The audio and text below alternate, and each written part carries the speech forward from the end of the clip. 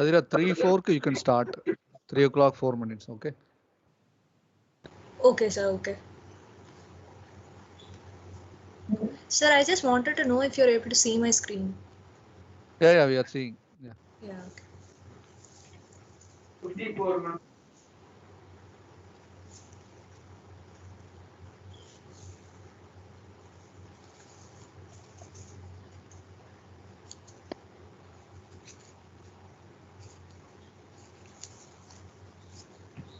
Adira 3-4 you can start. 3 o'clock 4 minutes. Okay. Okay, sir.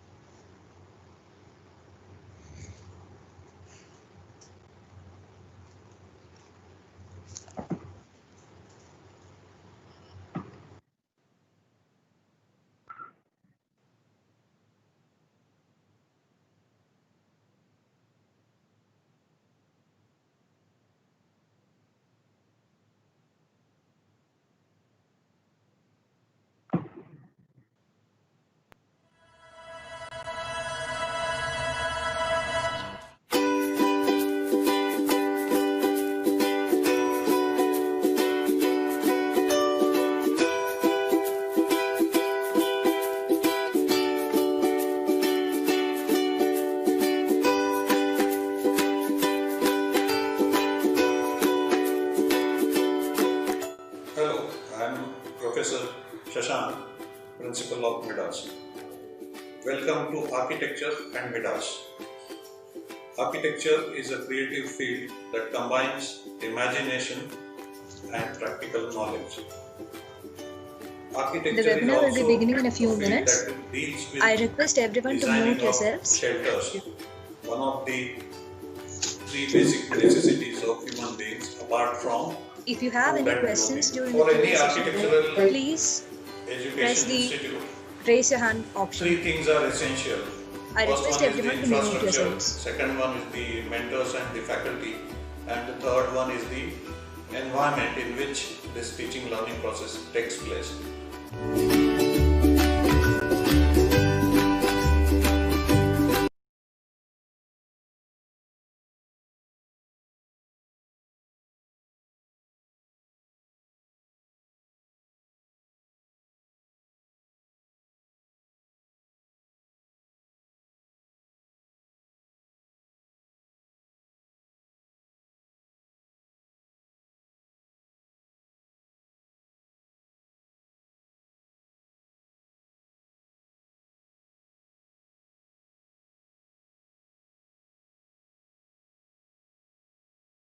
Help you identify your strengths and then work on it to become successful and grateful.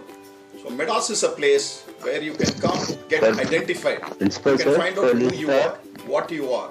And this is the place which is bestowed with such faculties and the facilities which helps and nurtures the students to Adira 3-5 you come, start. find Okay. out, identify Yeah, okay, sir. and Okay. conquer 1 the minute. world. Another 1 minute.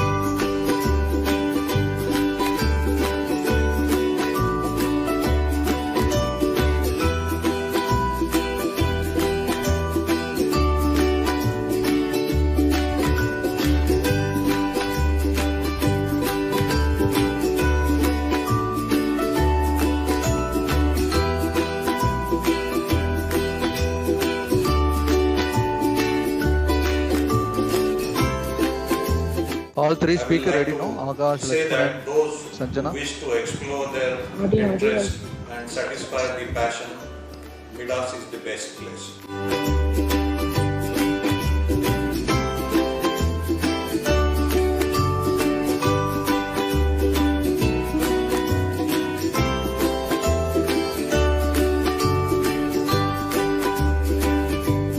Nadira, you can start. Yes, sir.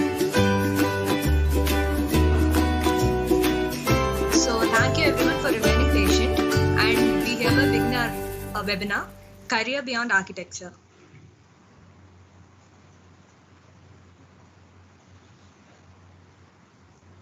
Yeah, continue. Yeah, no, are you able to see my screen? Yeah, continue. So Yes, ma, continue. yeah, thank you for remaining patient, guys. So today I welcome the speakers for today's webinar, who I would proudly say are the alumni of MIDAS, architect Sanjana, Ravi, architect Lakshmanan, Palani, and architect Akash Muralidharan. I now request our principal, Professor Shashank Chakradio, to begin the webinar. Thank you, Adira.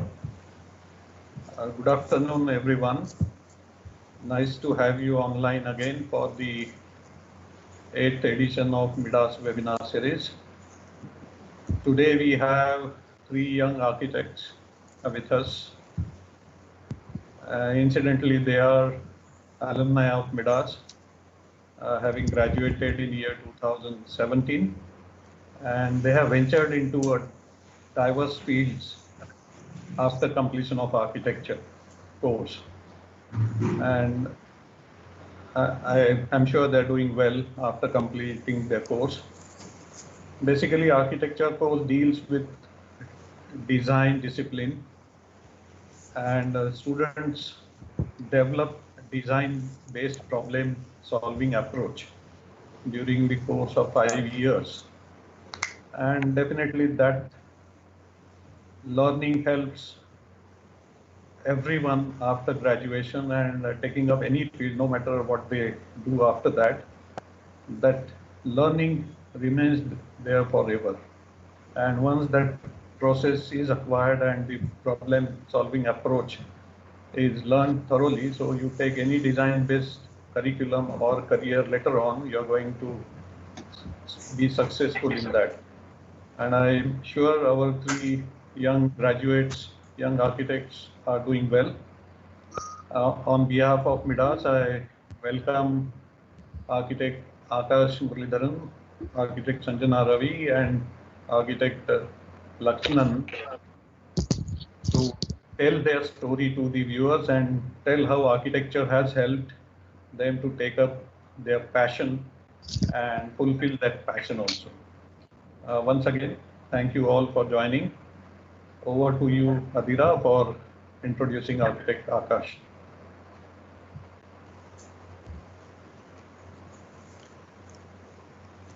Thank you, sir. Now we move on to a formal session. Our first speaker for today is architect Akash Muralidharan, an architect and food designer. He did his master's in food design at Scuola Polytechnic Design, Milan. He's currently in research and design at the Center for Genomic Gastronomy, Ireland. Akash, if you could please continue. I welcome you. Thank you for the wonderful introduction, Adira, and a big thanks to the principal of MIDAS, Shashank Chakradio sir, and the HOD Justin sir for giving us the opportunity to share our stories. A big thanks to all the audience who are present here, who have taken their time of the day to listen to what we have to share. So I'll jump right into the presentation.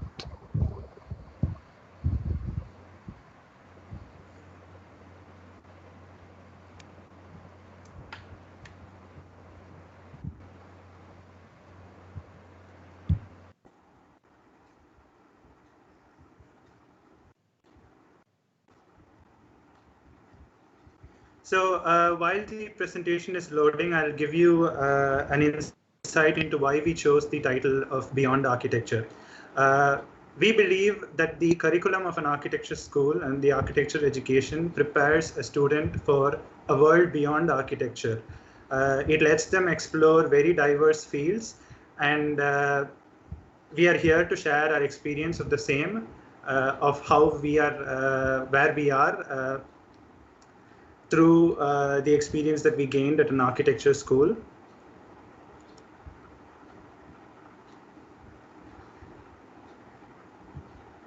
So I always start my discussions with this design quote. The design quote says, design can no longer be associated solely with concrete things like products and materials.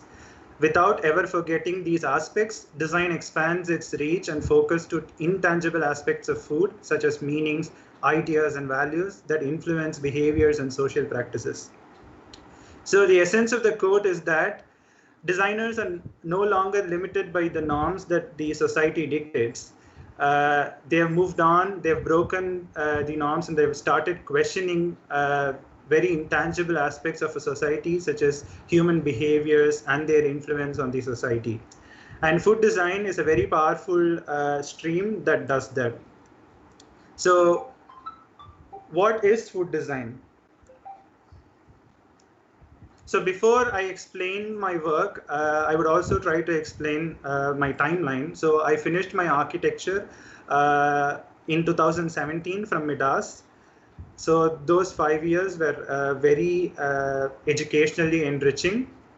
And then after finishing my graduation, for 1 year, I tried to experiment with a number of fields. For the first 6 months, I tried to teach. I was being a studio assistant at the VIT, Vellore Architecture Department. And then I tried to work with one of my seniors, Prasanna Gopal. I tried to help him with getting some of the architectural projects in Chennai done. And then simultaneously, I was also doing a diploma in animation, trying to see if it was my cup of tea, but it didn't work out. Then towards the middle of 2018, I was looking for other opportunities, trying to see if I could get a job or specialize in a very new field. And that's when I landed up in the website of the Masters in Food Design and Innovation page. And the course was very interesting. I gave it a shot, and then I moved to Milan. I had a very wonderful time learning about food design. Then after the course, I had the opportunity to do an internship with Katja Gruiters, who is a food designer in Netherlands. She had her studio in a very small town, Arnhem, very close to Amsterdam.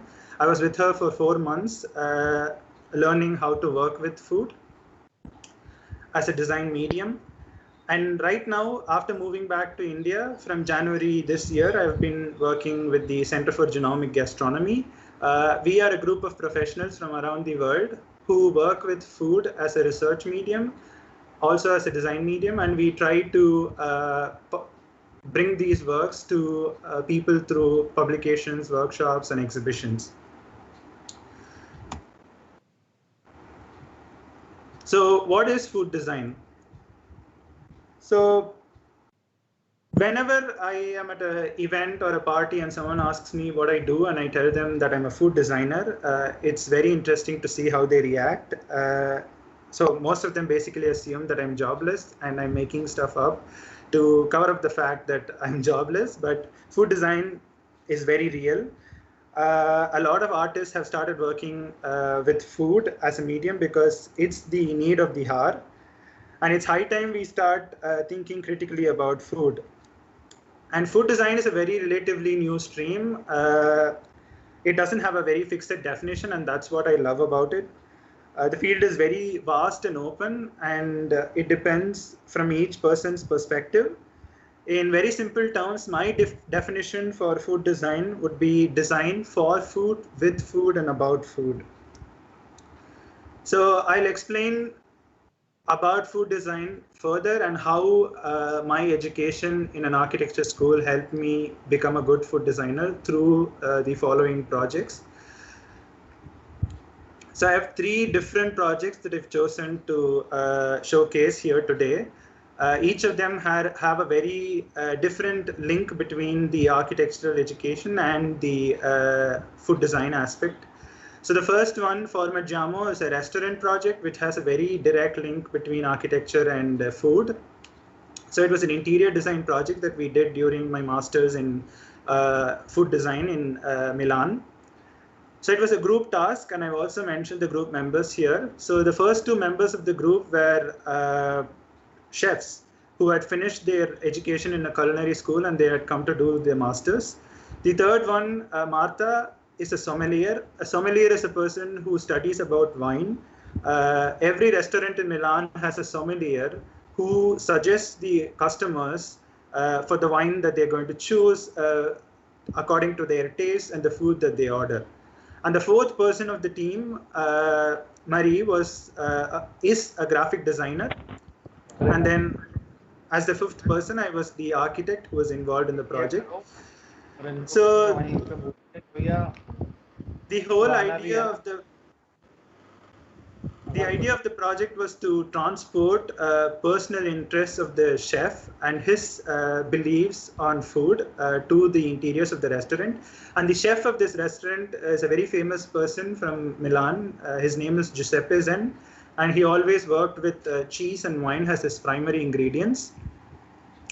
So the idea here was that the chef believed that he wanted to exhibit his process of working with cheese to the customers who were coming to the restaurant. So we made the restaurant as a performance space where the audience were seated around a center where the chef would be performing with the food.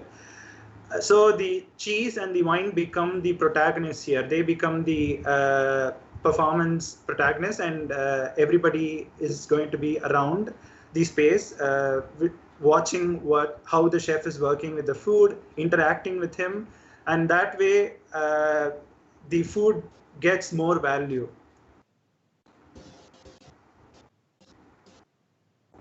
So here what we did was the design here was much holistic than just the interiors.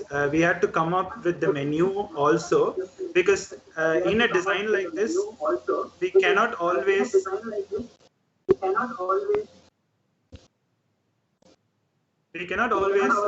serve every type of food here, because finishing all the dishes in front of the people can be very messy. So the entire kitchen cannot be in front of the audience. So we had to devise a menu which had dishes that were specific to these spaces, which would be easier for the chefs to deal with in front of the people. And this was possible because we had two chefs in the team who contributed to designing the menu. We had a graphic designer who came up with the branding, who helped us also make the space, the quality of the space much better with the logo, with the colors, which were used according to the principles of graphic design that she helped us with. And in the end, we came up with a very wonderful space. So I was assisting them in terms of visualizing these spaces, kept coming up with renders that they could see through their eyes, and then we could experiment putting a number of other colors, number of other materials, number of other ways in which we could exhibit the dishes. Here we had a showcase where we showcased all the cheese products that were going to be served to them. So as soon as someone enters the restaurant, they're going to be wowed by the number of cheese products that were going to be displayed there. So in the end of the project, all of us had a very good knowledge on how to design a restaurant. As an architect, I provided inputs on how they could visualize and how they could understand spatial qualities. The graphic designer helped us with the branding, and the chefs helped us with the menu itself. So it was a very holistic process. So the next project that I have to explain here is a very interesting project where we started experimenting with spatial relation, how to translate ingredients into spaces, and how we could help people relate with them. So this project is... Yes? You continue, Akash. Okay. So the Farm Food Family is a project that I worked on during my internship with Katja Deuters. As I was saying, she is a food designer from the Netherlands.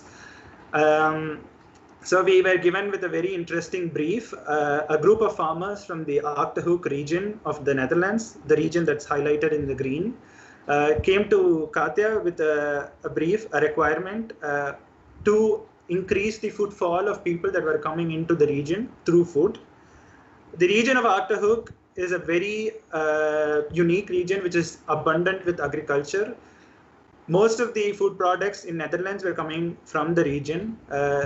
There were a number of products that they were growing, right from grains to cheese to meat. You name any agricultural product, they had it. But the number of people that were visiting the region were very less, and we had to throw limelight on the region through food. And how we did that was we came up with a campaign we had 3 steps. First one was to build a communication strategy where we researched about the ingredients that were grown in the Aktahook, and Aktahook had 9 different municipalities. We came up with 9 different families of ingredients. So all the ingredients that were grown in the region were grouped into their biological families, and one family was assigned to each municipality, and we shot photographs of the ingredients, photographs of the actual farms, actual farmers working in the farms, and the relationship that they shared with the farmland and the animals. And we shared it on the social media. We came up with advertisement campaigns to raise awareness. And the second one was much more personal. We decided to do an event where we invited people to come meet the farmers, taste the food, listen to their stories, and also participate in some hands-on activities where they could relate themselves to these ingredients. And the third step was to take Aktahook around the country, where we would travel, for each month we would travel around the Netherlands and host a workshop every month based on one family of ingredients, which was assigned to one municipality, and we would let people experiment, touch and feel the ingredients, and interact with the farmers and learn more about Aktahook. So my job here, especially with the event, was to design the installations. Because of the background that I had in architecture, it was much easier for me to come up with installations that translated the processes behind each ingredient into a physical space. And also, I was also in charge of the art direction of the whole event, because we had a rough idea of the number of people who were going to be present. So how they would be moving through the installations, if the space was enough, the quality was good, etc. So like I said, we came up with 9 different installations that I've marked here for each different family. And I have one example here that I've displayed on the left. This was an installation for the family called Bovidae, which had milk as its primary ingredient. Milk was the protagonist here, and we decided to highlight and show the process of making cheese through a very interesting installation to the audience. So on the day of the event morning, we tied whey and milk in a bag, and we hung it on the installation, and the bowls underneath the installation, the hanging towels, were to collect the whey water. So the people moving through the space would see how the whey water was dripping from the bags onto the bowls. And the process, this was a process that was used to make normal cottage cheese in Aktahook. And at one point, after a good amount of time, the bags were opened and the cheese was served to the people. So the people could also taste the food and feel what it was like.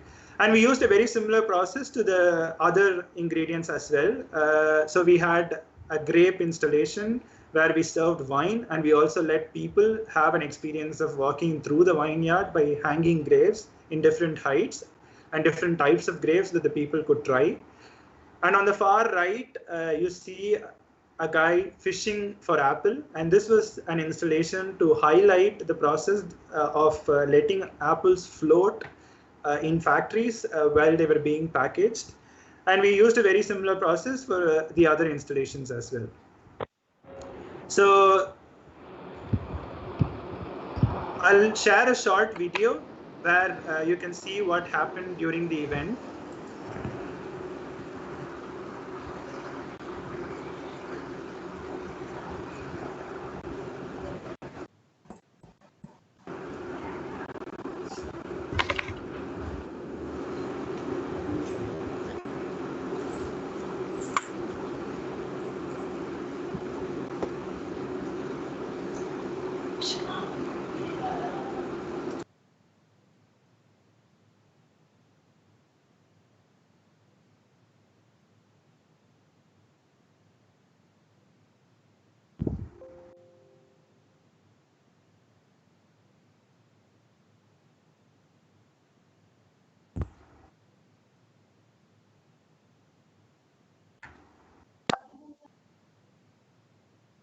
Video is not running. Akash, play the video. Sir, it's playing, sir. No, you No. click the play button, no? In the top.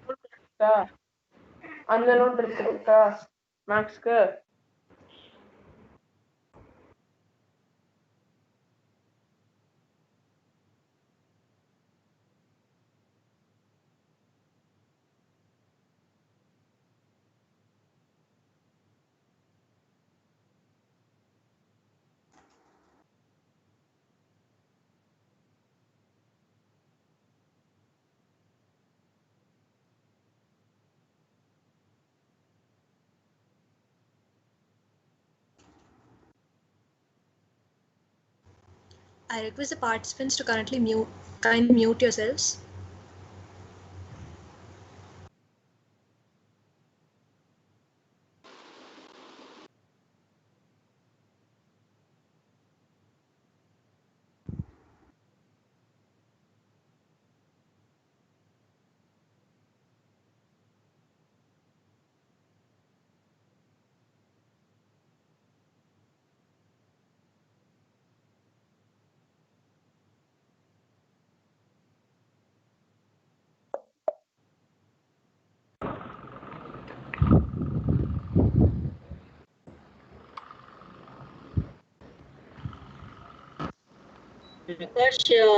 Akash, I think there is some technical error. Okay. Um, can you? Playing, madam. Playing. Please wait. Okay. Can you see it now?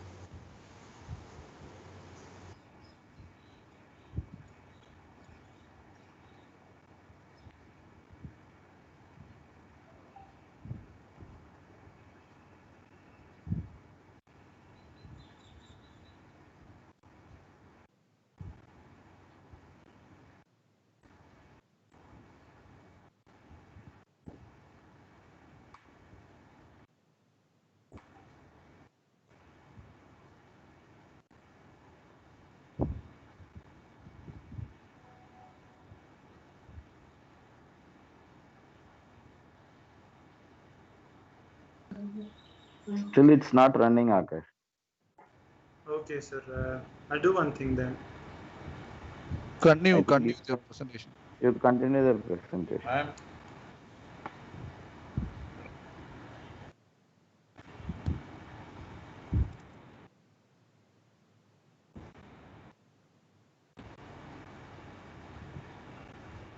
Can you see it now, sir?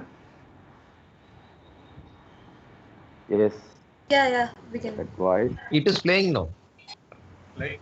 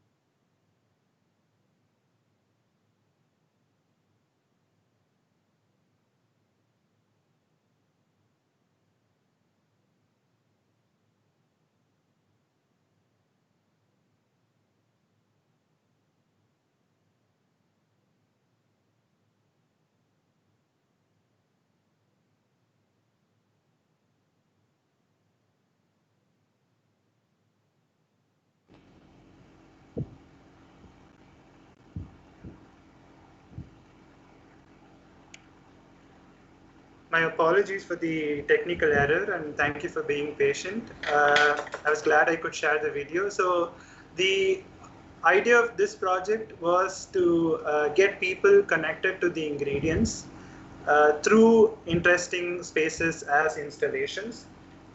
And we did it very successfully. I would be proud to say that. We had a very good crowd. We had a very good audience who were very interested in interacting with each of these installations and getting to know the ingredient and getting to know its process. So the next project, or the last project that I have, has a very interesting, very interesting junction between architectural education that I had and the food and spaces that I'm experimenting with right now. So this is a project called New National Dish, which I worked on with the Center for Genomic Gastronomy in January 2020. This is a speculative project that asks how climate change will change what people would be eating in UAE in 10 years, that is in 2030.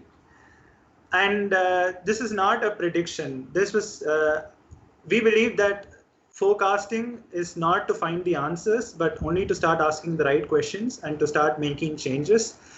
And we wanted to tell the people that whatever habits that they were having around food and whatever activities that they were doing with regards to food and agriculture were going to affect what they were going to eat in 10 years. So we did extensive research on the food habits and the culinary landscape of UAE for the past 20 years to forecast on what could happen in 10 years. So this was planned based on a scenario planning methodology where we put a grid and we put very extreme parameters that could define our future on the extreme ends. So the bottom end is based on a parameter called socioculture, where we believe that there could be a future based on the cultural changes. And on the top was techno-scientific, which is extremely opposite, where our future would be based on scientific discoveries and science, basically. And the other two axis was based on stability and dynamism. So each quadrant had a very unique forecasting. So one of the quadrants was based on socio-cultural stability, the other one socio-cultural dynamism, techno-scientific stability and techno-scientific dynamism. And each of these quadrants had their own story. So one such story, and each story was based on a dish. And one such story and a dish is what I have showcased on the right end here. It's based on the dish hybrid sushi, where we believed this version of the story would have, in future, would have a very dynamic socio-culture, that it would also adapt to the culture around the world and the culture of eating.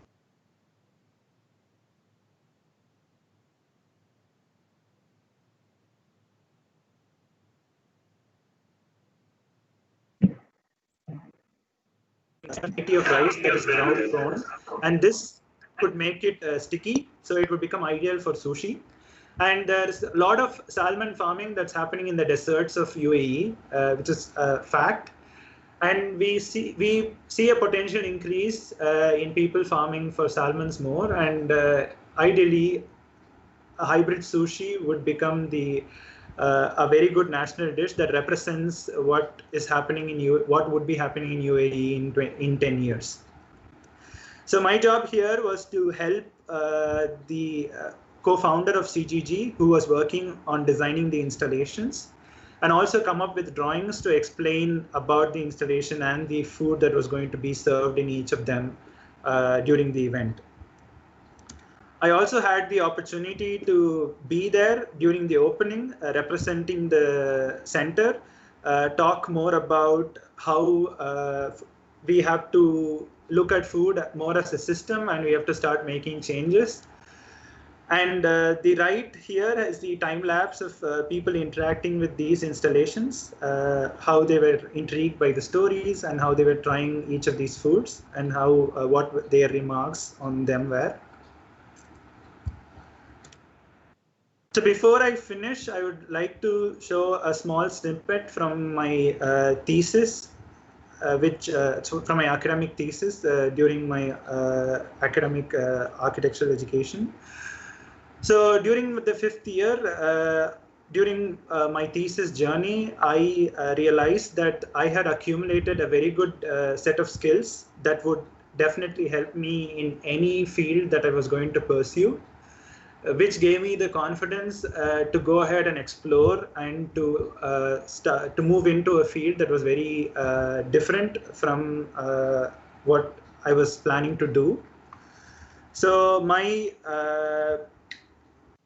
mantra or my 3 keywords that I would suggest to anyone is to find your passion. You could find your passion at any time of your career. If you find it earlier, well and good, or if you find it through some years after you've started your career, it's also good, because by then you would have a very good team which would support you reach the dream.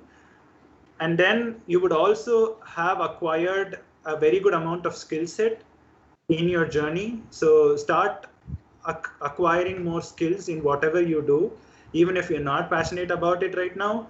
When you reach your dream, it would definitely help you get better. So with that, I'll conclude my presentation. I'll thank everyone for being patient and listening to me. And I would let Sanjana continue telling us her version of her story of what she's doing right now. Thank you. Thank you, Akash. That was indeed a compelling session. And I'm sure by now they would know what food design is. So moving on to the next speaker.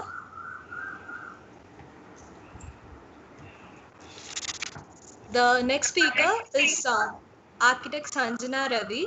She's an architect, textile designer, and a merchandiser. She did her master's in apparel merchandising from NIFT, Bengaluru. She is also the founder of IRAI. Currently, she's working as a textile designer at Topia, Bengaluru.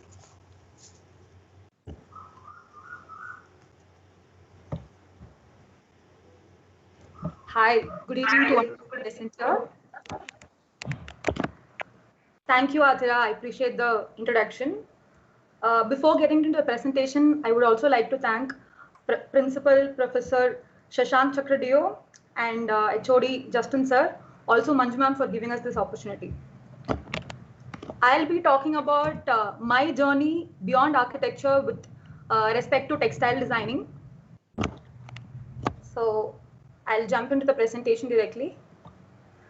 I'll be briefing you about what textile designing is, and also I'll be showing you a few of my projects that I've done for my brand, and also I'll be talking about geometry and interiors involved in textile designing with respect to the brand called Topia. So what is textile designing? Many of you out there wouldn't have idea about what is textile designing, and few of you would have got confused between textile designing and fashion designing. So, and also there's a huge misconception that textile designing and fashion designing are synonyms, but not really. So textile designing involves in creating the raw material that you use to do a finished garment. So basically, the raw material is your yarn that you use for weaving, the fabric that you use for creating a garment, and the finished product is your apparel that you're going to wear. So this is the difference. And so in simpler terms, textile designing is a key ingredient for the recipe of fashion designing. And many of us would have got confused between these two. And for me, how it all started, so even before getting into architecture, I always wanted to pursue textile designing. But I ended up doing architecture, but I never regretted doing that. And when I was in my architectural internship, when I was in my internship period, I did my internship in 2 places. One was in Hunarshala Foundation, which is in Gujarat. The other one is in Sacred Rose, which is in Oroville. So both the places was really a very small town, and the firms as such was following vernacular architecture and was practicing sustainable habitat. So maybe I got inspired from these two these two places, and I wanted to also explore my passion or abilities in those lines. And when in Gujarat, when in Hunarshala Foundation, apart from my internship, I used to spend a lot of time with the local artisans who dealt with handlooms, textiles, and all of that. So back then, I used to visit those places. I used to go to the workshops. I used to talk to the artisans there, and I used to interact a lot with them. And I got to know about the nuances in textile. Basically, and maybe that's when I wanted to really switch from architecture to textile gradually, and it really happened gradually. It wasn't a sudden switch or something. And so there is this organization called Khamir in Gujarat that really helped me a lot in tuning my ideas, I would say. So Khamir is an NGO that works for the artisan. It created a platform for the local artisans out there, and then it helped empowering the local artisans and revival of their artwork. So I really got inspired by the work that they did, and I wanted to create a similar module in my place, Tamil Nadu. So I came back, and then I was doing my architectural thesis during my undergrad. So at that time, I really wanted to make a switch. So I thought simultaneously I started a brand named Idai, meaning thread or nool in Tamil. So it was a clothing brand. The basic idea of this brand was to again tie the artisan and the fashionistas together. I wanted to create a platform similar to Khamir and bring up all the artisans and do an empowerment for them. And also I wanted to bring up all the forgotten artwork that most of us don't even know, which is in existence, to the limelight. That was my main motive. So here I'll be, so how architecture helped me get into this process was the journey of architecture streamlined my thought process, and also it improved my sense of aesthetics. And I implied all these principles in my design that I do even now for the projects, for the campaigns, all that I do now. And here in this presentation, I'll be showing you a few of my projects that I've done. To know more about my other projects, you can check out my Instagram and Facebook page on social media platform using this user ID. Getting into my first campaign that I did for Rai, which was named as I Am Sungudi. So Sungudi cotton was originally from Madurai region, which was into existence for more than three centuries now. And so I don't know, most of you would have not come across this particular type of fabric, would have been wondering what this fabric is. But now I would say like it has really changed. Like a lot of brands have picked up these ideas. I'm really happy about it. I'm not seeing it as a competition, of course. I'm really happy about empowering the artisans. So now people are doing this and people are getting to know about such forgotten artwork. But back then, when I started this campaign in 2017, none of them knew about this fabric. None of them didn't knew about this sari. So why I wanted to create this and use this in my campaign was I was seeing Sungudi all my childhood. I grew up with Sungudi saris. My mom used to wear it in the scorching summers of Chennai. I used to love how it falls. I used to love how the texture of the sari was, how soft it was, and how lightweighted it was. So it well suited the climate of our region. So I thought, why not give it a rebirth through my brand? And I started this campaign because of that. So for the first campaign I went to the artisans, picked up the fabrics, picked up these plain Sungudi cotton fabrics with the huge grandeur borders, if you can see in the dresses. So I've used modern silhouette for these. I have turned these fabrics into modern silhouettes. I've made a contemporary outlook for this entire campaign. If you see, there's a crop top here. I've used the huge big border for the sleeves that really elevates the look of it. And here in these gowns, just that to add the extra element or to add the value of it, I just maintain the border in the gown, and it went around the dress. And few details, if you see the buttons, the nuances, all these little nuances I got to learn from my architectural education, of course. So you won't have an eye for these nuances. Like generally, people won't keep an eye for all these nuances. And also, in this particular campaign, all the fabrics remained plain, but not really with all the Sungudi saris. So the next campaign that I did with Sungudi sari was based on the dots pattern. So in this particular fabric, if you see, they would have used three dots in a triangular manner. They would have printed it. So this technique was done based on the process called tie and dye process. So how it is achieved is, so they'll be tying the fabric with a small stone as small as that of that dot throughout the sari. So how many our dots you see, so many times they would have tied it with the small stones. So probably thousands and lakhs of ties with the stones would have been done to achieve that pattern. So it takes really months for them to create one single sari back then. So after tying, they just put it in the dye bath, and then they acquire required color, whichever color they want. So when they remove it from the dye bath, they dry it and then try to remove the ties. So when they remove the ties, all these tied portion remains undyed. So that's when you create, you achieve these dotted patterns, which remains white, which is not dyed. That's how these patterns are created. But now, if you see, the power loom has taken over handlooms. So if you know the difference between power loom and handloom is completely made by using hands. It is hand woven, but power looms are completely machine oriented. So in 20th century, power loom took over these handloom industry. So when this happened, all these fabrics now currently the fabric just enters the machine and then the surface gets printed into these patterns. So it just takes minutes for them to put on these prints. So look at the value of the work that the artisans have done and how it is happening now.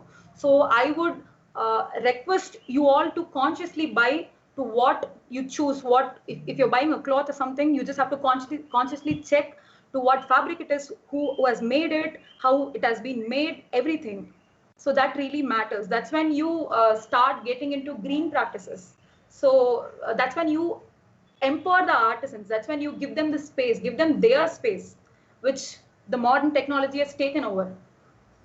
These are the colors that I've used for this particular campaign, and this particular pattern is called as Usi Moonu Pulli process in Sungudi sari. Predominantly, this dotted patterns is only used in Sungudi saris. How geometry is involved in textiles as well.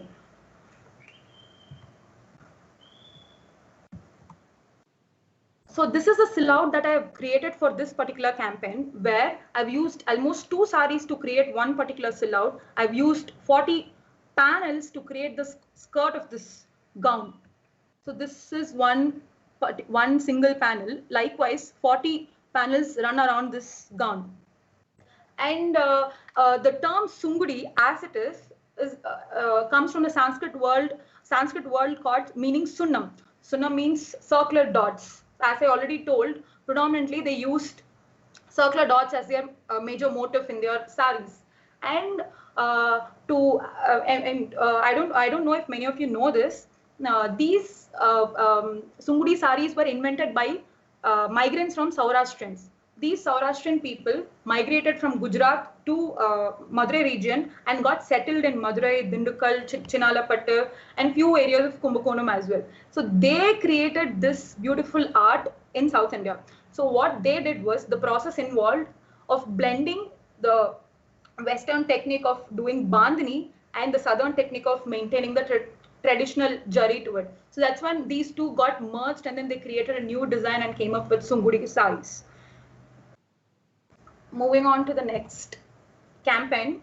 This is about Kanjivaram cotton. So this campaign was really close to my heart because after completing graduation, I teamed up with a couple of my architecture friends, and then we came up with this project. We worked together For the first project, I didn't really have an idea about what I have to do with the silhouettes, what I have to do with the campaign, and I didn't know anything. I just went with the flow. Whatever I saw, whatever I have worn, whatever I've seen people wearing, whatever was in trend. That was all about my first campaign. But second campaign was not about it. So second campaign, we really planned it well with the team, and we executed it. Kanjivaram cotton, many of us would have heard about Kanjivaram silk saris. And Kanjivaram, I don't know if many of you would have heard about Kanjivaram cotton saris. The difference between these two are Kanjivaram cotton saris is made out of Kanjivaram cotton seeds, and silk saris are made out of silkworm. The silk saris are premium textile fabric, which is worn for the special occasions, whereas the Kanjivaram cotton, it's a go-to attire, but most of us don't know about it. And if you see, the motifs in both the saris look exactly similar. That's how they've made. So to satisfy both the needs, to attain both the requirements, they've made two different fabrics. So I would like to talk about the process that we involved in doing this entire campaign, the design process, the process that we involved in planning the shoot, planning the entire campaign, everything before getting into the actual campaign. So initially, I created a mood board. So mood board involved collecting the swatches. I collected the swatches. I created a mood board with the swatches. I took references for my silhouettes. I sketched all my silhouettes that will go with this look, everything, and then I went to the team. We discussed with the team. We discussed as a team. So they gave me certain inputs, like we'll tweak in certain things. We'll change that. We'll change this. We'll change the silhouettes. We'll change the colors so that suits the entire process. So everything, all the ideas came together when we created that mood board. Mood board helped us a lot in doing the design process. So again, all these design process and the planning process, we definitely learned it from our architectural projects that we have done back in college. So next was simultaneously I started sourcing and I started constructing the garment. That was in the process. So when this happened, next we planned the shoot, how we wanted, where we wanted to shoot it, and what the mood of it, and what kind of lighting, and either we wanted to go for a natural lighting or we wanted to go for a studio lighting, and how do we want the overall look. Everything we planned next, and then next once we finalized the location, so we chose Chenimalai. Chenimalai is a handloom town in Erode. We chose that place. One of our friends' native hometown is Chenimalai, so we chose that place, and then we went to Chenimalai for a reconnaissance survey. So once we went there, we just walked on the streets of Chenimalai. We just went into different houses. We just walked into a couple of temples. We just like how you do your rural survey. Likewise, we did the same for the shoot as well. So it just took 1.5 days for us to do this reconnaissance survey, and then we took photographs, we took videographs, we just noted down the timing of the photographs that we took, and then we saw how the light is falling in particular time, how the color of the wall or color of the building or interior is reflecting due to that particular light. Everything we made a note of it, and then we came back, and then we again shortlisted which all we wanted to take, which all we don't want. We made clear what all we wanted and what all we didn't want. And we made a clear vision of that from this reconnaissance survey. Next was execution. So we again went back with the team, the final costumes, the final garments, and then we did the final shoot. It was really very easy for us to complete the shoot in just 1.5 days. Generally, it doesn't take very short time to complete a shoot, and it was very easy for us to finish it in very short time. It was all because of Rekha, I would say, and it was a cakewalk for us. So these were the looks that we created for this campaign. Here, if you see, this house was untouched, and it was left unused for more than 10 years, we guess. It was really beautiful, and it went really well with the garment that we chose for this particular location. Here, the chunambu coating It went, the Chinambo coating is a slightly bluish white color. It went really, complemented really well with the yellow color that we chose for this garment. Here in the second picture, if you see, the shadow that is falling, we identified the shadow here during the reconnaissance survey. We noted the time, and then we came back to the location on the right time, and then we redid the shoot. So it was very easy for us to do that. And again, this is a saloon which was untouched, and it was as authentic as it was before, and it really elevated the overall look of it. Coming to the next campaign from Mirai, it's called After the Dream. After the Dream was completely a different project for us compared to the other previous projects that I was discussing. So for After the Dream, me and a couple of my friends as a team, we just came up with a one-liner for this project. And then we went to the content writer, Jacob, and then he gave a very beautiful poem and a beautiful content writing for this particular campaign. And it really helped us to create a beautiful outlook for this whole campaign. So the whole idea about the one-liner was about lazy mornings. So what one does after during a lazy morning, what one does after getting up, that was the whole concept. So it was very easy for us to go to the location, fix the frames, fix the shots, what mood of the light we want, what mood of the color we want, how we want the whole shoot to be. It was so easy for us when we got the write-up from Jacob. The short video from that campaign.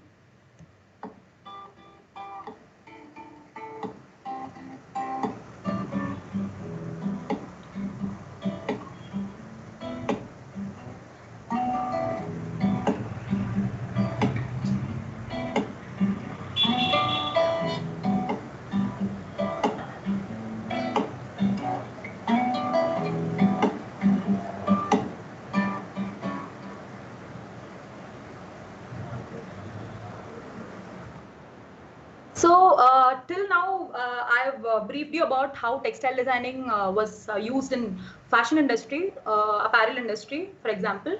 Now I'll be talking about how textile designing was used in home interiors, home furnishings, and other things. So here I'll be briefing about the geometry and interiors that is involved in textile designing. So I'm working for a brand called Topia in Bangalore now. I've done a couple of projects for them, and so this is the first project that I've done for them was for the Spring Summer 2019 collection. So basically, for any industry in textile field, if you take, you have to there'll be a trend forecasting. So there'll be a certain, if you wanted to present your Spring Summer collection, so they would have forecasted it way back then, way before when it has to be presented. So with that, we started a design process and evolution way before this was even launched. So how we started with this particular campaign was we wanted to stick with the trends back then for that particular collection, which was involving minimalism, and also which was involving the color of the year living coral. And we wanted to merge in all this and then create a collection altogether. So for that, this is the first, here, if you see here, this is a bedsheet design that I created for Topia, where it involves stripes design, the lines in different line weights. I've used different colors to highlight each portion of the design. And the overall look of this, overall the feel of it was breezy, nautical, and sunrisey types. This is a pillow cover that I designed to complement with this bed sheet, where this is completely contrasting with checkered pattern. So when we put together, it was so balanced. The striped and the checkered, it was so balanced. And the other bed sheet here is again was made based on the technique called tie and dye process, which I spoke about in Sungudi. Here, the tie and dye process is completely different compared to that of Sungudi. Here, the tie and dye process was done using a fan method, how you roll your paper fan, and then tie it in different intervals, and then you dye it. Later, you remove the knots to achieve these striped pattern. And that's how it looks when you. That's how it looks when it comes in the final outlook. Here also, if you see, when it comes to interiors, many of us, interior architecture in particular, many of us would be so conscious about picking the wall color, picking the, we would have designed everything perfectly, like wall, the color, the furniture, the fan that we want, including everything, we would have designed it perfectly. Even the cot we would have bought, going with the other furniture, going with the wall interior, everything would have been in place. But most of us would forget to choose the right fabric, right textile that goes with the interiors. Of course, interior involves a lot of textiles. There's bed sheet, there's curtain, there's the complementing cushion covers, the rugs. There are a lot of things in home furnishings. So we forget doing that. So I would request all of you to look into these aspects of interior designing as well, to complement the overall look. And I'll move on to the next campaign. This is rugs, which was again made for Topia for autumn winter collection in 2019. So again here, if you see, the rugs that I've made was made using striped pattern here. So we will think stripes are so easy and it falls in place every time we just give stripes. What is so complicated with stripes? But not really. So stripes, the right type of right thickness of stripes you have to use, the right type of stripes you have to use, the color that you give to the stripes is more important. Where the stripes are placed, and what kind of interiors are used for that particular stripes, and what are the other complementing things that you're going to use in the interiors for these stripes. Everything matters. So stripes are not so simple, and everything in textile is so detailed. You have to put in, like you have to think different for that this thing. And here, if you see, for the overall look of the interior, what we have did for styling is, we have paired these striped rugs with checkered floor cushions here, and we have used white mild curtains, and also it doesn't let the light inside much because it's not sheer, so it's partly lined, so the light is not coming, there's no much of light in there. And we've used few furnitures, a couple of furnitures and few props to complement the minimal look of the entire thing. And also most of us wouldn't give importance to the texture of the fabric, the design that we choose for the fabric, either say it striped, straight, a checkered, straight, a floral patterned, straight, say it anything. We wouldn't give importance to that. So is it looking good? Okay, fine, let's pick it up. So we wouldn't notice if it's going with the interiors. We wouldn't notice if it's going with the other furnitures in the interior. We wouldn't choose the curtains consciously. We will just pick up the random curtains. Okay, white. I don't want white for my house, so it'll become dirty. We think that way. So we just have to we just have to be so picky that we have to choose each and every furnishing that complements with other part of the interior elements, and the color, the right color that has to be used for the right part of the interior. Everything comes in this. So yeah, and here is the illustration of the rug that I created for this collection. Here, if you see, this is the blue rug. You can see here. This is how I give it to the weaver. So I give him the measurements and I interact to him to about how I wanted, and I give him measurements, say how much the stripe should be, the distance between the stripes, everything in detail. Here I have not presented it, so I'll be giving him everything in detail. Here are the few interior styling projects that I've done for Topia. So in styling, as I spoke already, in styling, if you see, so for a brand I'm talking about, so if I want some certain element to be popped out, I want the rest of the props, rest of the background, or everything all together, it should fall in place. So for example, here, if you see, we've used monotone colors. It's a very very cozy feeling. It's a hygiene interior feeling here, if you see. And the main product here is the pillow cover here. So the color in the pillow cover is popping out, and then it's going with the other props and other furnitures and the background of the picture. So that's how you have to style your interior room or living room, whatever it is, even a dining area, everything, whatever it is, you just have to plan each and every corner of your room with your furnishings. The furnishings are the accessories that elevates the beauty of the house or interior, or whatever it is. And there are the different styling that we have done. These are the few cushion covers, ikat cushion covers kept against the yellow wall. So it's so catchy when you see it on first for styling. This is the Christmas collection that we did for 2019 Christmas, and a bedroom setup here. So if you see, overall, if you see, there'll be a green element in each corner. So greens, interior greens are more important when you style your own house. So you have to add a tinge of greens in each and every corner of your house. That elevates, that really elevates and makes your products and interiors really beautiful. So that is all about. Thank you for patiently listening to me. I would like to pass it on to Lakshmanan and Palani.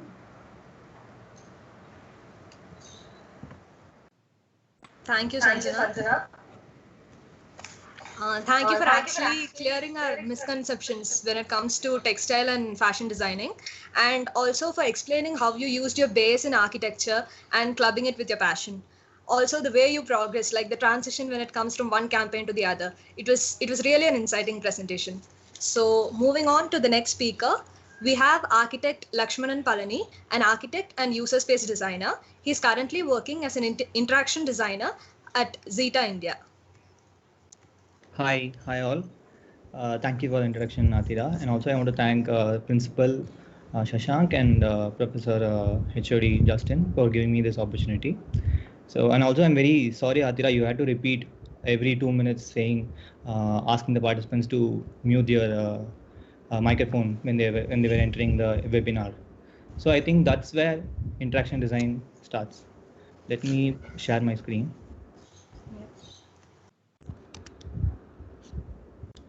So when she was saying again and again, it would have been solved easily if Microsoft Teams had given an option to just mute every participant who's entering by default. And if the participant wanted to speak, then they could have unmuted themselves.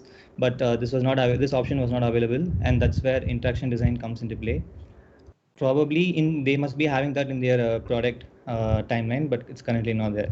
So we all assume when we say interaction design, it largely applies to software applications like mobile apps and web apps, but that is not true. Whenever a human and any product comes into contact, that interaction design has its own way. I'm not sure if you all remember the old digital watches where there used to be only one button, and that one button used to do all the functions. When you click once, it does something. When you click twice, the stopwatch starts running. If you hold, it has a different action. So no one knew how to use it. So we all used to try by trial and error method. We find out what is the function of each action. All this could have been made easier, and to err is to human. So the participants who were coming in the call, it is not their fault that they were not muted. It's the fault of the digital product which did not allow the presenters to mute the participants when they were entering. So interaction design in broad is simply explained as the designing interaction between a human and a product, because the stream in itself includes the different other disciplines of design. It also includes aesthetics, motion, the space in which the user is operating, the sound design that goes when a user is using a product. It also falls under the larger umbrella of user experience design. But user experience design also includes usability testing, user persona creation, user behavioral research. So that's majorly about interaction design on the surface level. I will try to explain the design process that we follow. Any creative process you take, they have a very similar design process. So taking that into consideration, interaction design also falls under the same sphere. We all know in architecture how we initially understand the client requirements, and then we try to define what and how they want their house to be, how their user flow, how the person moves from one position, one space to another. So similarly, in interaction design as well, we decide how the user should move from one screen to another. What are the important actions that he has to do? For example, in a food ordering app, selecting the food you want to buy and tracking the order is more important than changing the profile details of the user. So these important actions are placed in the bottom navigation, whereas the profile detail goes into a hidden hamburger menu. So logically we will try to map how the user will move and what are the important actions, like how in architecture we usually see the door is always in the corner of the room, because it allows the user to get a full view of the room when he enters, and also gives a lot more wall space where we can keep our furniture or place an artwork. So when you break down any design process, it's basically common sense that applies to interaction design as well. So when we start out with a problem, we figure out the correct definition of the design we are going to do. We'll see which is the problem we are going to solve for the user. We'll start ideating through means of wireframes, bubble diagrams, and then we test out with few users, and then we'll come back, we ideate, we make changes if necessary, we go back to prototyping, and then it's a whole process, an iterating process before it goes to implementing the design or building the design. So my line of work has been pretty diverse. I have worked for mobile applications, web applications, as well as AR, VR, and MR. So that we are all in the same page, I'll give a quick introduction of what AR, VR, and MR is. So augmented reality is something I'm sure many of you must be familiar with. It involves placing the digital content, whatever 3D object you have, right in front of your camera through whichever device you're viewing. It's primarily used only in mobile and tablets. So this object you're placing does not have any sense of position or scale. There are multiple types of AR technologies. There's location based.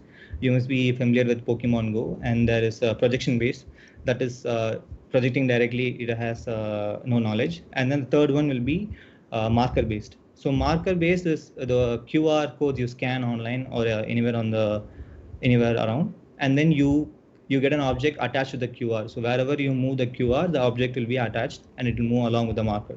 The marker can be anything. QR is something that we all must be familiar with. Virtual reality is when you are completely shut down from your real world and you're in a virtual world, but your motion, your movement, your head movement, your eye movement, everything is connected to the headset. You usually have 4 base stations set up in the room where you're working, which motion captures whatever you're doing and replicates the same in the virtual world you're working on. The current players in virtual reality are HTC Vive and Facebook's Oculus. So they are spearheading the market right now, but it is not yet in consumer market. Mixed reality is something which I feel will be taking over consumers in the future. It's basically you'll be wearing a headset or a Google Glass or Microsoft HoloLens, which will scan as you move. Whatever you're looking, it will scan. It will replicate a 3D world in its system. And whenever you're trying to place an object or an item, it will understand where you're placing it, and if there's any other object in front of it, and it will have its own scale. If you move away from it, the scale will be in its own, and you will see it smaller when you're far away from it. So that's what mixed reality is.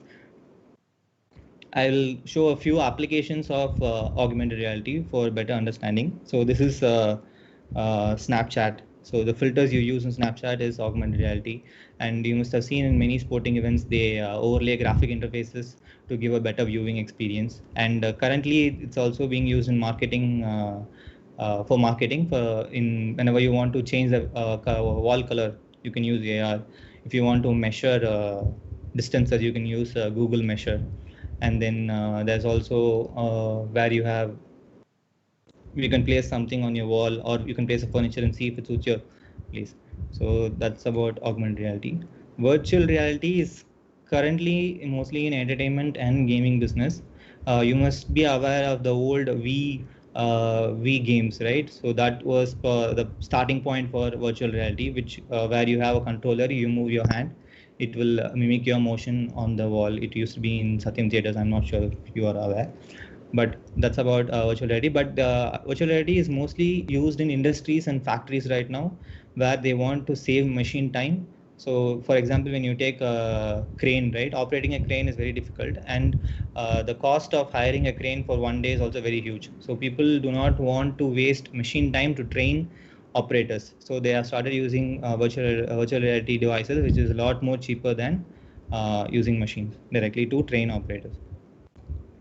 So for mixed reality, I do not have the right consumer example for you to get a better understanding, but Tony Stark comes for the rescue. So it has been very well executed in all Iron Man movies, where he is able to interact with anything digital. He'll be able to scale, he'll be able to move, he'll be able to click, like he'll be able to talk, and then it will give back an answer. So that's what mixed reality is, placing objects and screens in your real world without any difficulty. So I will showcase one virtual reality project that I had done in my previous office, XR Labs, which is based out of Chennai. We work for IKEA, but there are a lot more elements that come into play when we are designing for VR. It's not as simple as designing for a mobile app or a web application. For example, one of the main advices I got while designing for VR is to treat VR designing as game design. We have elements like space, the space which you're putting the user, right? It should feel comfortable. It should not confine the user. It should take care. It feels comfortable. It should not, like in entertainment, in gaming industries, they have a small plank in which on top of it, if you walk, you will feel nauseated and you might fall off, right? Something like that. So we should take care of the environment we are designing. So since I was an architect, that's how I got into the industry. That was like a trump card for me to get into virtual reality. So there are even other elements like spatial audio. For example, someone calls from the right and you immediately turn right. So you can play with spatial audio in virtual reality.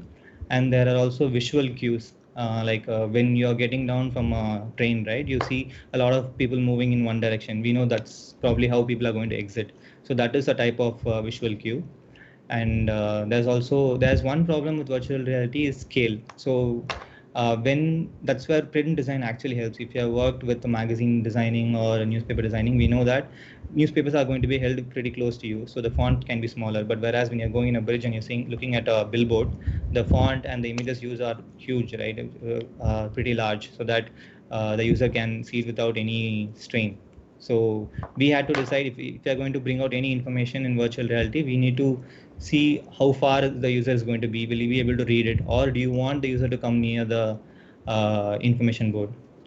Something like that. There's another issue with virtual reality is the field of vision. The tech right now is not well developed, so your field of vision is restricted to only like around 70 to 80 degrees. I'm not sure of the number, but it's pretty small. So the graphic interface that you're designing should not go out of your vision. The user should not read left and right, turn left and right to read the information you're passing.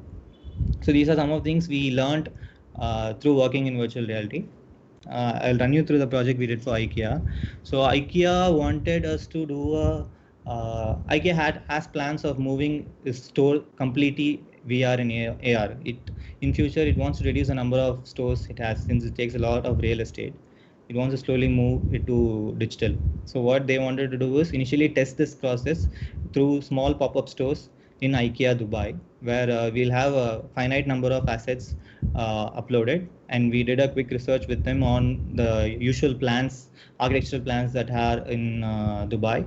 We created three layouts, and the people who are coming to IKEA can use the virtual reality headset. They can move around, they can select the products from the digital inventory, place it, and set it up like they want. And then they can take screenshots of the 3D environment, and whatever furniture they were used in the room will be sent as a bill to them. It's up to them to buy it, or they can have it, they can store it in the mail. So that was the plan behind IKEA. We were using HTC Vive for this project. So before we could go into to designing the interfaces, we had to understand how the controller works. So what were the affordances and how we can signify the user to use this button for this action. When we look at a phone, we know what we can do with the phone right now, because we're used to the system. We know we can pinch, scroll, slide, tap, double tap. But when it comes to a new controller, we had to understand the controller first to design for it. So this is the controller we were using. So here, this is a trackpad where you can scroll, we can slide, and also it had push in 4 different buttons which you can click. So we decided this front interface will be used for adding and scrolling any new furniture you want, and the back trigger button here you see will be used for selecting an already placed furniture or teleporting from one place to another. Teleport is nothing but a jargon word used in virtual reality to move from one place to another. Here you will be in one position. When you point to a floor and then you click on teleport, the 3D element will move towards you, so that it's mimicking your motion towards that point. So, and there'll be a laser from this area to wherever you are moving the controller. So, and the laser pointer has many states. So when you move a mouse, right? So when you place it on a text, the state of the pointer changes. When you place it on an object, you can click, you have the hand symbol, right? Something similar to that. So we had different states for the pointer. So like how we do wireframes for phones, we had to do wireframes for this virtual reality project as well, but it was not that easy. We had to do it in 3D. So we had this explanation of what to click on, how to move. We had an onboarding setup so that people would know what they were doing, and they can scroll through the menu to select an object. So after selecting an object, before placing, we'll give a marker cue on where you are going to place the object. So as we were building the system, we understood that we were losing very basic conditions. For example, when we first developed, we were able to place a sofa on the ceiling, or a ceiling light on the floor. So then we had to come up with conditions on what will the inventory show when you click on any one of the position in the 3D environment. So on the sofa, if you click on the sofa and if you're trying to place a table on it, you won't be able to do it. We'll show only options that can be placed on the sofa like a cushion. So these are the basic conditions. And the secondary conditions were when two objects, when you are moving an object across another object, what will be the state? So in interaction design, there are 4 major concepts. First is affordance. Affordance is what you can do with an object. Second is signifiers. Signifying is where you have to do that action. And there's also feedback. Feedback is when you're making an error, the system has to tell the user that he's making an error, so that he won't do it, or he can rectify the error. So here, if you guys have played the game called Sims, right? When there'll be an inventory, you can set up your own place where you can buy furniture, and when you place or when you move across, you will see the state changes to red. So we have used the same visual here. And then, so the next problem we faced was the inventory. So the inventory, though it was finite, it was very huge in VR. In VR, it's very difficult to type. You can't bring a keyboard, and then you can't use a controller to type one letter by one letter. And the voice commands weren't as ready as we expected. So we had to come up with a different method. It's not like you go into Amazon, you scroll through, you search, you move across pages. So what we did was, we thought we'll categorize so that the user can achieve the output he's looking for within 3 clicks. So we had the 3-click rule. So we divided globally into different types of furniture. For example, table, chair, curtain, wardrobe. And then so there were like 10 different types of furniture. And then IKEA has this concept of families. They have the Sweden names. For example, Stockholm. In Stockholm family, there will be different types of different layouts. For example, they have selected a Stockholm sofa. In layouts, there'll be a 3-seater, 2-seater, there'll be a leather padded. When you, after selecting the layout, you can change the texture or color. So we had 4 different categories so that they could achieve whatever they want in finite number of clicks. Later we created the visual mocks for the developers to make it easy for them to visualize what we were looking for. So this was adding the object look. So where we will, once you click on the floor, it will start pulsating, so that the user's visual goes towards that. And then we open a menu. This menu, right? So we had this secondary problem where when you click, is it going to face the user or is it going to be parallel to the wall? So that's a decision we had to take. So initially we went facing the user because that was easier, right? The user had a better view, but it was constantly colliding with other objects. So that was not visually good. So we went with this approach where it's always parallel to a wall. Wherever you click, it will select whichever is most parallel to it, and it will point in that direction. And then when you click on already placed furniture, you can directly change its color or its leg color, the leg pattern. And if you want to delete it, you can directly delete it, and you can move across whichever breadcrumb you want. So this is called a breadcrumb functionality menu item, where you can move from one menu to another. So when you are dragging and dropping, right, we wanted to show the whole surface here. I mean, so whole area it covers. Though this area is available, one person cannot place. Logically, it is not right to place a lamp here, right? So we didn't want to allow them to place anything in this area as well. So that's why we marked the overall footprint area of the sofa. So this is a short advertising video that we had done after it was set up in its real location. Is the video playing? Yes. Yes, playing. Okay, thank you. Yes, yes, yes.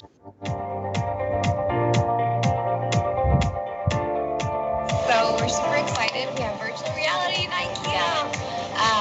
I think this is like a really good step for us to really push the way we design things and how we give our customers like a different kind of experience. We were so excited about the idea of it at first that, you know, a customer can really customize their living room. They can step in and change everything, choose our sofas, choose our tables. I think it's something that none of our competitors have done before, and it's a really, really exciting experience for us. We were lucky enough to have Take Leap supporting us through the whole thing. Without these guys, none of it would have happened.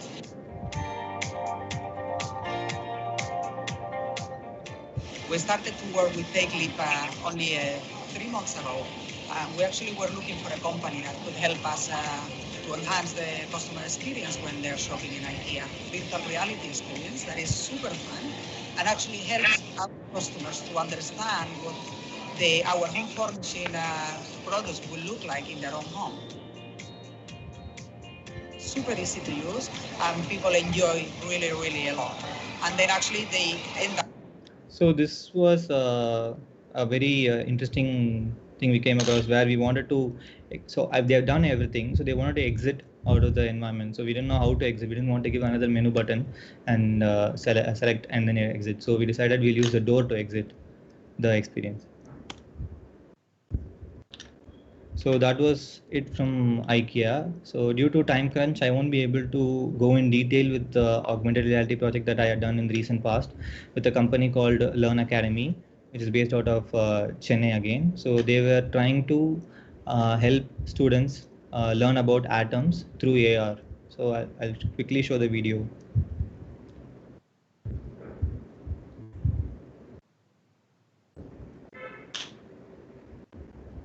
So now the user is scanning the table. So after scanning, he has the option to place the object on the table. So once it's placed, if you see, the hand is always in the center. So he has to move the iPad in the direction in which he wants to pick any electron or proton or neutron, and he can place it in the cloud model. And then you can see the element, the name of the element, so that he can play around, he can learn about each element.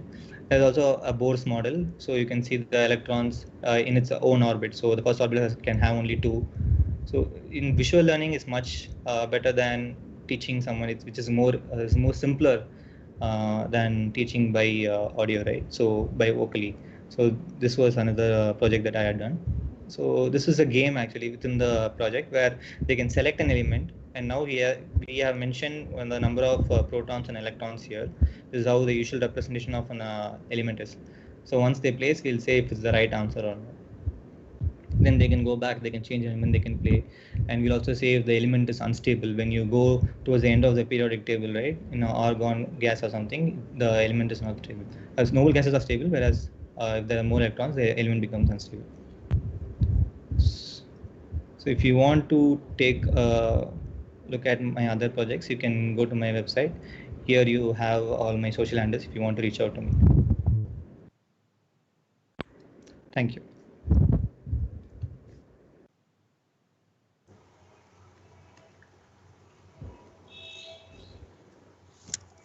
Thank you, Lakshmanan, for giving us cognizance on what interaction design is. And I'm happy that you could actually begin by quoting an example that most all the attendees had witnessed. And also thank you for giving us an insight into what AR, VR, and MR is.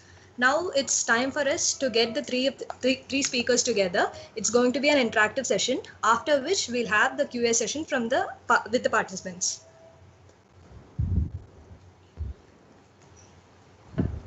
Okay, so all three of us were from the same batch in MIDAS, and we have known how all of us have delved into very different streams. So my first question would be for Ms. Sanjana. So through your presentation, you showed us how architecture has influenced your campaigns, your textile design experience. I was wondering what do you think would have happened if you had not chosen architecture, if you had not studied architecture? So yeah, so if not for architecture, maybe I don't know if I would have picked up fashion or textile designing back then. I would have ended up doing some other courses, but I wouldn't have definitely practiced sustainable habitat or living that is reflecting in my designs these days. Maybe I wouldn't have even started Irai. So all these was through my experience and journey from architecture course. Yeah, that's. Thank you. So my question is to Lakshman. Hi, Lakshman. Hi. I would like to know if something can be created by interaction design for e-commerce, where you can touch and feel the texture of the fabric when you buy, even before you buy. So in future, any technology that can be done to create this. What's your thought on that? You mean to feel the texture? Yeah. They're trying to buy garment from online, right? Yeah. So I think it's pretty far. I don't think people will be able to do it in the near future. But there are technologies like haptic gloves, which allows you to, it gives vibrations whenever you're trying to touch something, it senses. So that probably can evolve, but I don't see it in the near future. Okay. Thank you. So I actually have a question for Akash. So you talked about your experience in Spain and how you came back to India, but you never told us about your the project you're working on Instagram on reviving old cooking methods. So something about that. Thank you, Lakshman.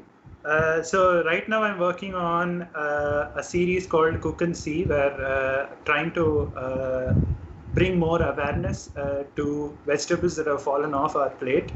So we did 100 days challenge where for each day we cooked with one vegetable which was falling off our plate, vegetables which were mentioned in recipe books that were written about 70 years ago. So through the challenge, I was able to cook with and get knowledge about more than 70 vegetables. So the whole idea is to bring awareness to the people in Chennai, mainly about the variety of vegetables that are available around us. But we only stick to a very small palette, which is about 15 to 20. And it's a pity that we do that when we have such a huge variety of vegetables. So the campaign is just to ask people to bring awareness to them about these vegetables, how to use them, and to ask them to start diversifying their diet by including these vegetables. Okay, but what inspired you to start this?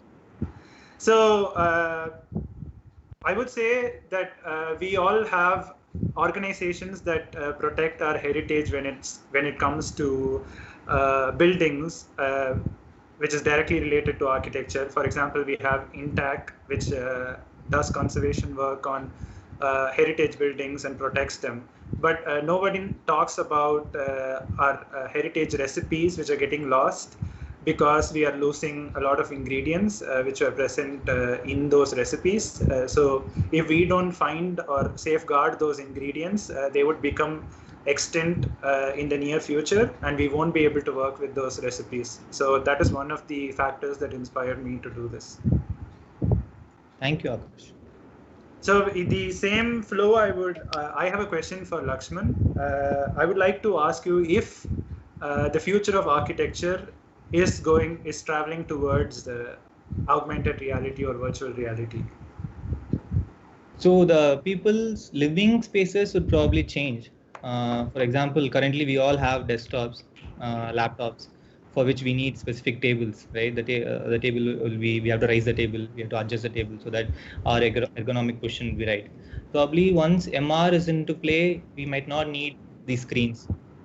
So it can be in air itself, so it can be based on walls. So how we design will change, but architecture will is actually evolving over the past 100 years, right? So as technology changes, architecture will start adopting that as well.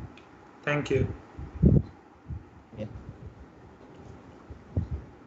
So I would like to ask Akash now. So I haven't discussed with you about this. We have a lot of conversations, but I've never come up with this particular question. I always wanted to ask you. What's your take on vegan practices? Current scenario, a lot of people are practicing vegan way of food lifestyle, wherein we already have this food chain in existence where it's B, it's C, and it goes on. So the vegan practice is just breaking the food chain is what I feel, but I don't know. What is your take on it? So thank you, Sanjana. So with food, I always believe there is no right or wrong that applies to everyone. It's a very subjective matter. It depends on where you live, what your body accepts. So if you're going to be allergic to dairy products, so being a vegan would be a good option. Otherwise, it really depends, I guess, on where you live and what are your habits. So being a vegan, if you're going to look for supplements, if you're going to look for products like quinoa and other ingredients that could supplement your diet missing the dairy. So in that case, if those ingredients are going to travel a long distance to reach you, then you are putting the environment to harm for your own practices of diet, which is not healthy. So when you talk about healthy diet, you should also take into consideration of if the diet is healthy for the environment around you, which a lot of us forget to consider. So when you start deciding what you're going to eat, you should also start considering what grows around you and from where it's going to travel to your plate.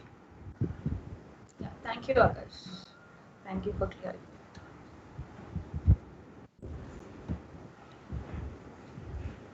So I guess, Atira, we are done with the discussion between us, so we can open the panel.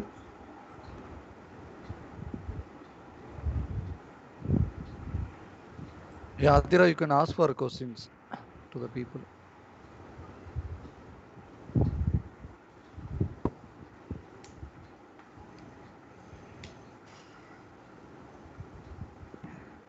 Atira, unmute your mic.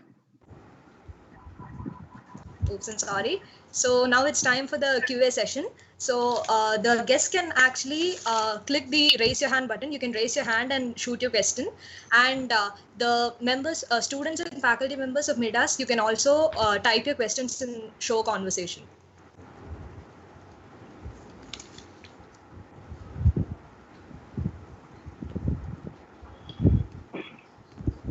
Atira, I think Pratana Roy has raised her hand.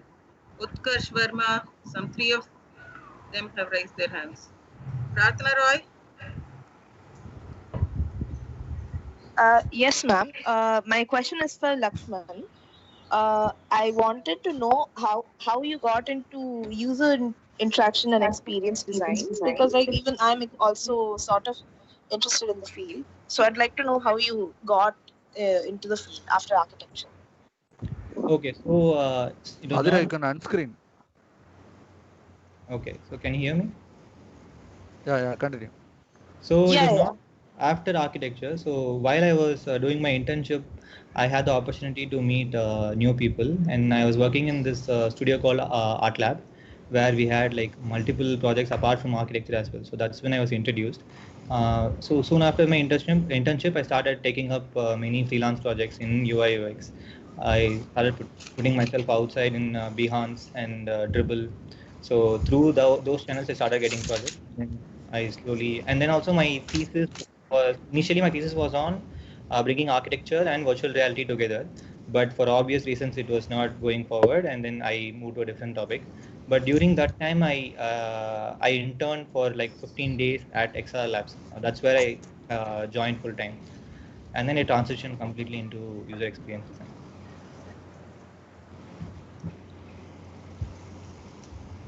I hope I answered your question, Pratna. Yeah, yeah, thank you.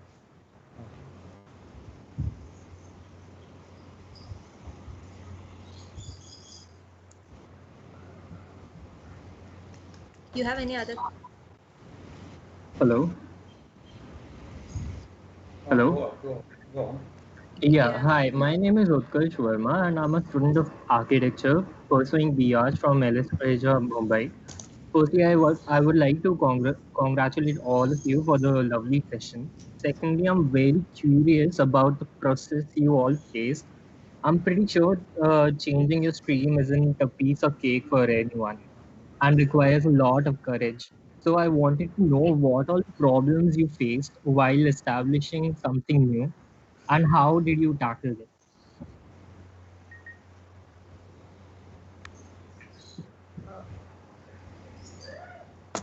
Akash, do you like to answer? Sure. I guess the answer for this question could be maybe a little different for each of us. But one very common strength that we all had was a lot of us from our batch had started experimenting with their own passion. For example, in the 5th year, Sanjana was experimenting with her brand Idai, and Lakshman was into user experience, and a lot of other students were into writing and many other streams. And it definitely gave us hope that we would be able to do a very good job in whatever stream that we chose. But the transition, like you said, was not really easy. We had to, we were confronted by a lot of people on asking if it was the right decision that we were taking to go to a different stream after studying architecture. But the truth is that architecture definitely gives you the skills and strength to explore into a very different stream than what you have been studying or doing for a while. Also, I would add to Akash, it was always a teamwork for each one of us.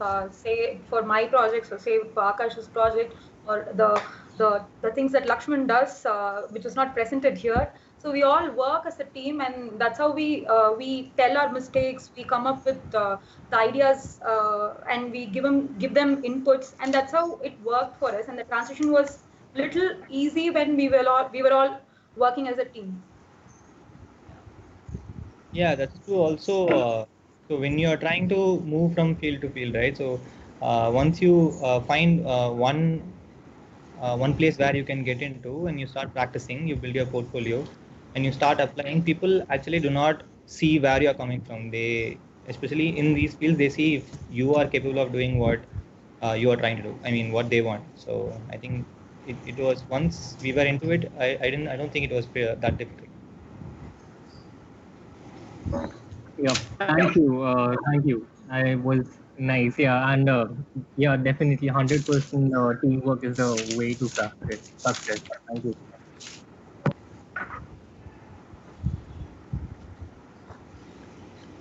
Harishri has raised her hand.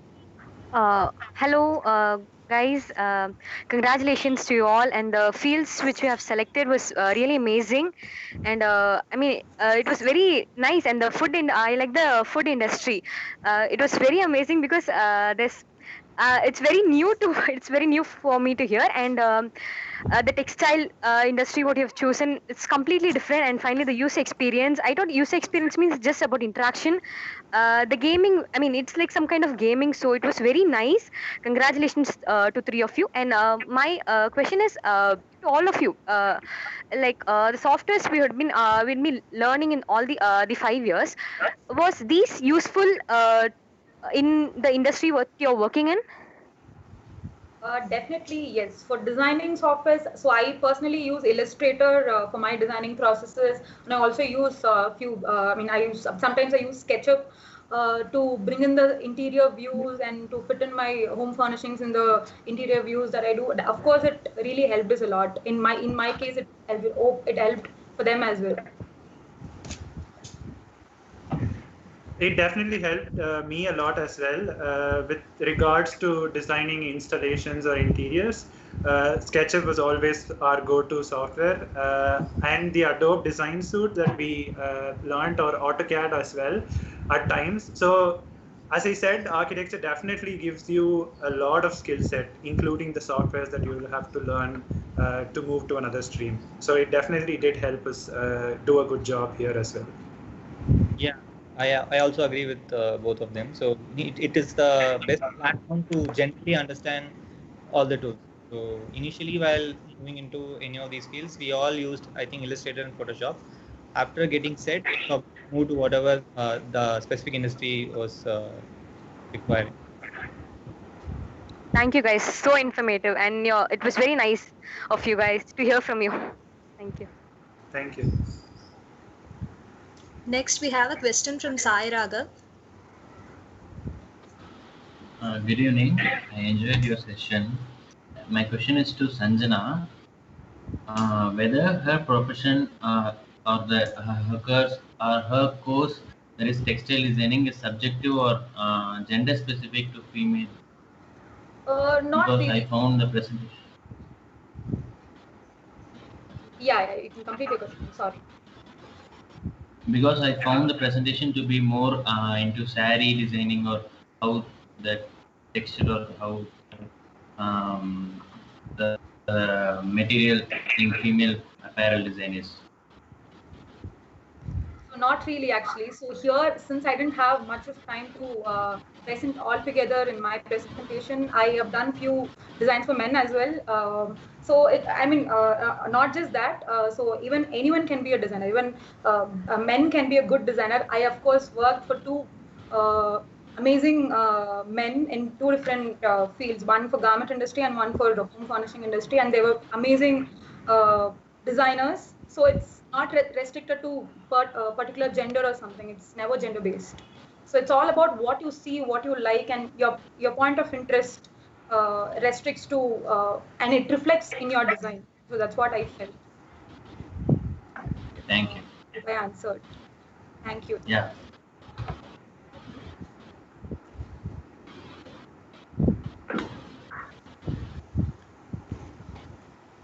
Do we have any other questions?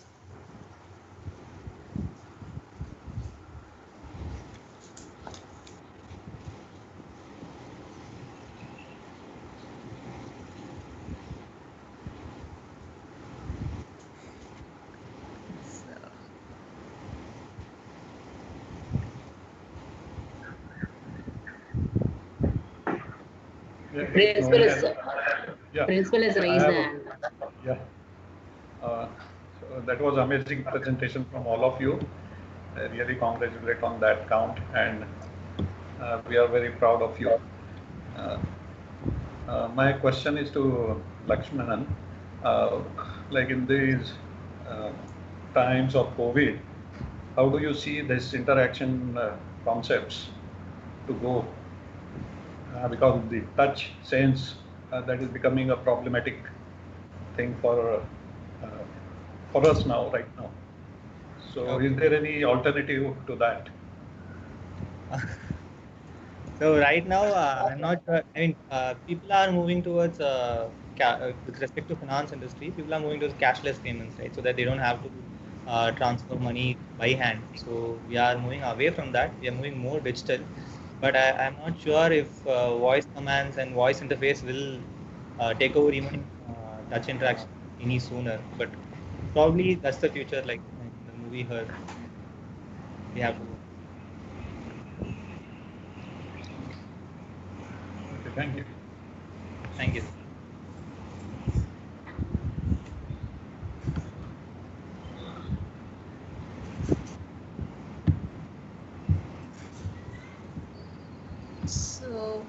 So now it's time for the vote of thanks.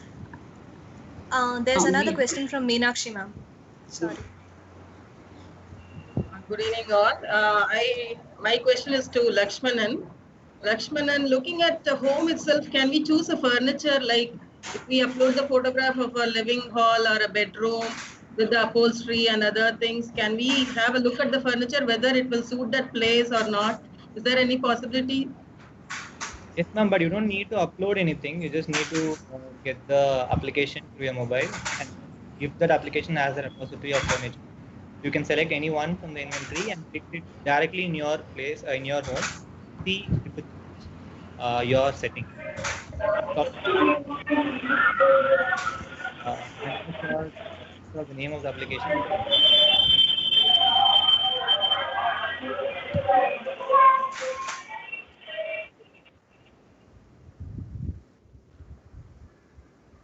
Yeah, ma'am.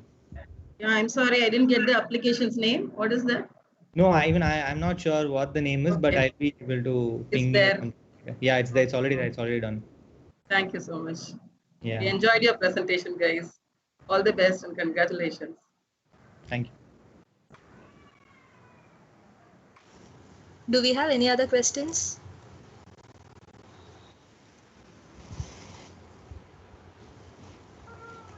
We can wind up, Vadira. Okay. So I request our HOD, Professor Justin, to deliver the vote of thanks. Good evening, and thanks Akash, Sanjana, and Lakshman. It was a nice presentation as such, and you have opened up and you have enlightened us in lots of other things also. In this week only, I just came across a WhatsApp discussion in one of the key architects forum of Tamil Nadu. So there was a discussion like architects or jack of all trades. But you guys have proved that it is no more a jack of all trades, but you are reminding the quote of me is like it is in details. So I think with looking at all your works and lots of, it is so much of details and you are so much intricate in doing those all these things, and so it was a nice experience. You have taken it to a different world for the past few minutes. So I was even just wondering, and I think myself personally, I have not got such an experience in listening to an architect working on a food design kind of, and textile, and Sanjana was so, she was so, as I told, it was so intricacy in her works, and Lakshman, I'm just wondering whether this architectural qualification alone can support all these things kind of. It is so much of details in that. So I think it is a great lesson for us in this evening, basically for our senior, that is senior guys, that is final year students, where they can have, they can look at the different opportunities that they have, and for junior guys in our college to look at architecture in a more intricate way with within the details. Like, so I think we had a good lessons and lots of insightful information. Thanks, Akash, Sanjana, once again. You were Lakshman also. So thanks for spending time, and thanks for your efforts to make this session a wonderful session also. I take this opportunity to thank our team also, Manju ma'am, who had already spent lots of hours and with this team, Senthil sir, in designing all these complete discussion. CK Praveen sir, Sundaram sir on IT support and other stuff. I think this webinar has given us lots of knowledge in this evening. So thank you guys for enlightening us. Thank you once again.